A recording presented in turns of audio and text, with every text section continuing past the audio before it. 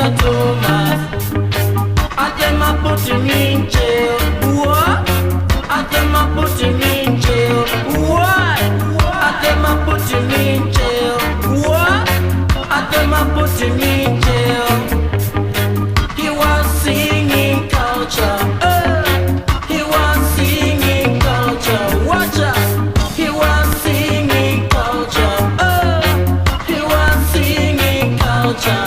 You know one day, them a policemen, you know, during Smith regime, they caught Thomas Mafumo, you know, because he was singing culture, culture for the motherland, Zimbabwe. What you say? Ha!